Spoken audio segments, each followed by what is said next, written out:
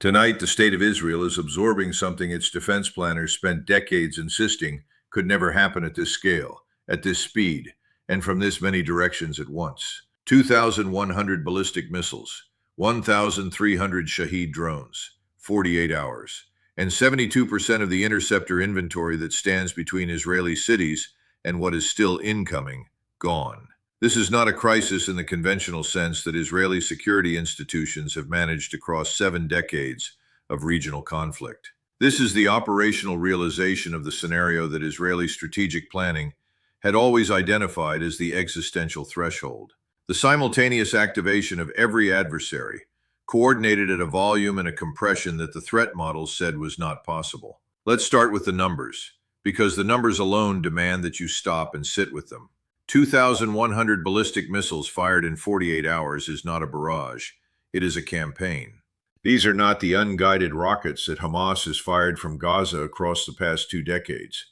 Ballistic missiles follow specific flight paths, reach significant altitude, and descend at velocities that challenge even the most capable upper-tier interceptor systems. Each one requires a dedicated intercept solution. Each intercept solution consumes a missile from a defensive inventory that cannot be instantly replenished. Then add 1,300 Shahed drones. The Shahed 136 is a loitering munition, slow, cheap, and designed not to win on its own, but to overwhelm alongside everything else arriving simultaneously.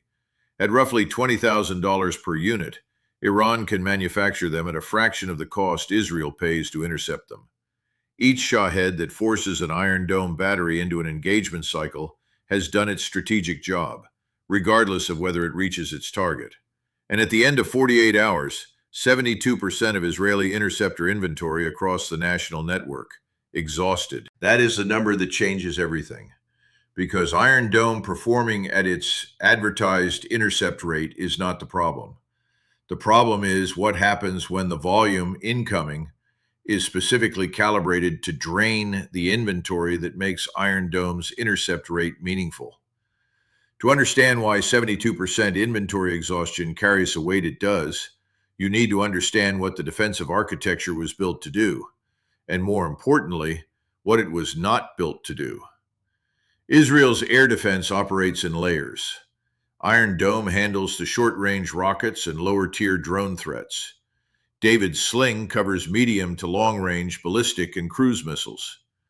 The Arrow systems handle the high-altitude ballistic threats, including the exo-atmospheric intercepts that the highest trajectory Iranian missiles require. Each layer uses different interceptors. Each interceptor costs significantly more than what it is intercepting. And each layer was sized against a specific assessment of how many incoming threats the system would need to handle simultaneously from how many directions at once.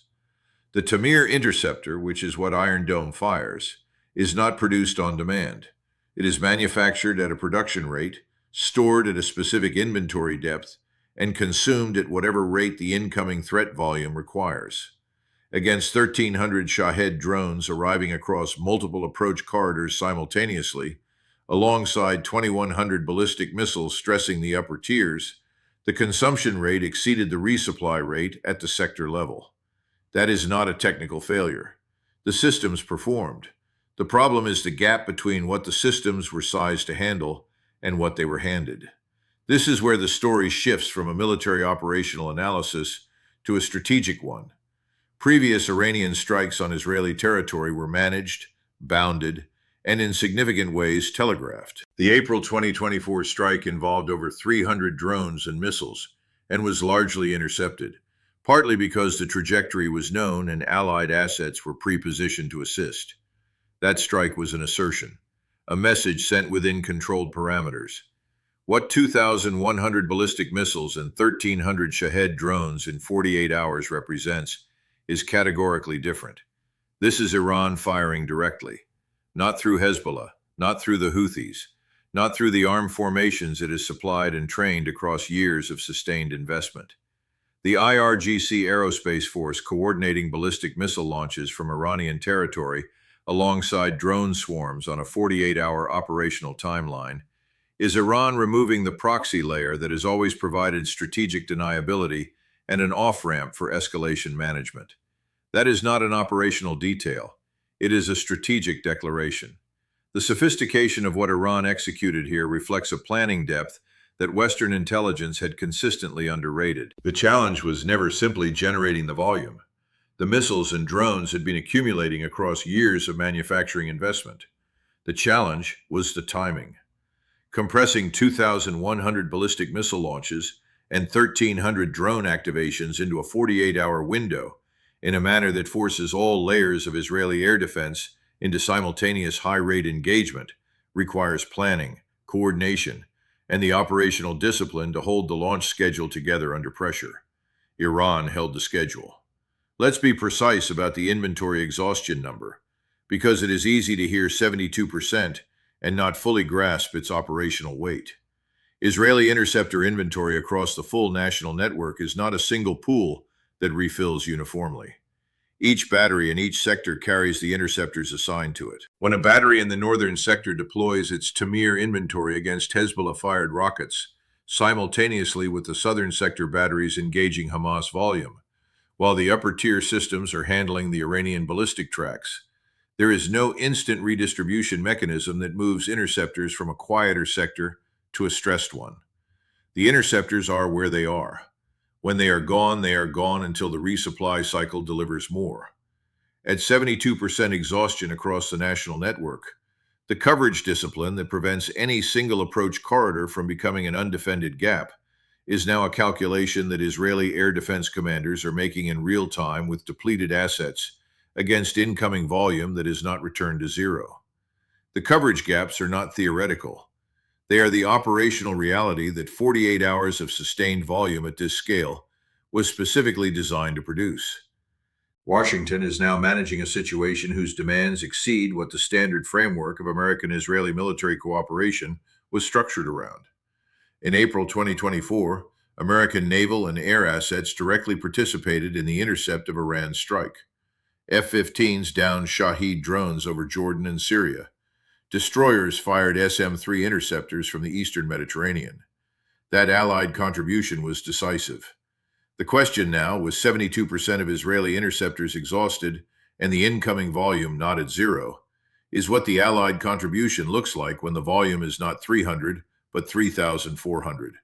When the timeline is not hours, but 48 hours of sustained engagement, and when forward-positioned assets are now calculating their own inventory position after 2 days of high-rate intercept operations alongside their Israeli counterparts. American destroyers carry a finite SM-3 inventory. American air assets deployed to the region carry a finite missile inventory. The volume Iran has generated across 48 hours is not simply a problem for Israel's defensive architecture. It is a stress test for the entire Allied defensive posture in the eastern Mediterranean. The Shahed drones directed at the Eilat corridor are not simply military instruments. They are economic ones. Eilat is Israel's southern port, the terminal point of the Red Sea maritime corridor, through which a substantial fraction of Israeli trade moves. The Houthis had already been disrupting Red Sea shipping for months before this 48-hour campaign began. What the sustained Shahed pressure on the Eilat approaches now adds is the simultaneity dimension. Economic disruption from the south compressing alongside military pressure from every other direction at once. The economic cost of this campaign extends beyond the physical damage of missile and drone impacts.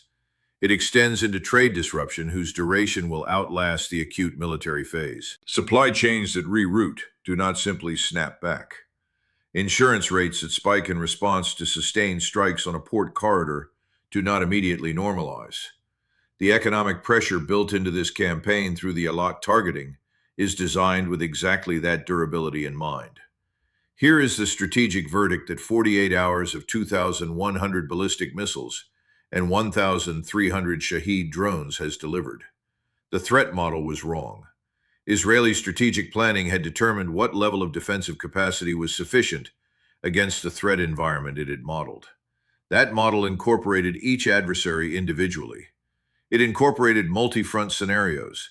It incorporated Iranian direct involvement. What it did not adequately incorporate was the simultaneity, the specific operational achievement of generating this volume across this many directions within this compressed a time frame in a manner that prevents any sequential defensive management and forces simultaneous, high-rate engagement across every layer of the system at once.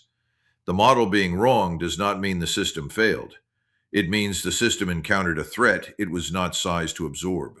Those are different statements with different implications. The first is a verdict on the technology. The second is a verdict on the strategic assumptions underneath the technology. Iran has been building toward the capacity to generate this verdict for longer than Western intelligence credited.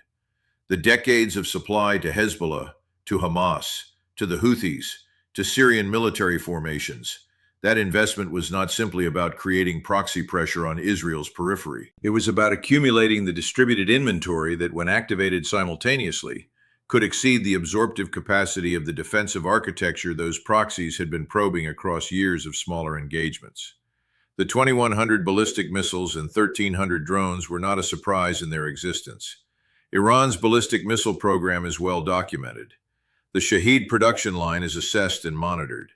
What was underestimated was the operational discipline to hold them in reserve, coordinate their deployment across 48 hours, and sequence the activation in a manner that forced 72% inventory exhaustion before the campaign's strategic objectives had been fully achieved. The fires are still burning. The incoming volume has not returned to zero. The defensive systems are managing the continuing demands with whatever interceptor inventory 48 hours of the most intense sustained missile engagement any country has ever faced has left available. In a theater where 2,100 ballistic missiles and 1,300 Shahed drones fired across 48 hours can exhaust 72% of the most comprehensive missile defense architecture any regional state has ever constructed, the question is not whether the technology worked. The question is what security actually requires when the threat has been structured specifically to exceed the capacity within which that technology operates. Iran has spent decades building its answer to that question. The rest of the region is now calculating the cost of it.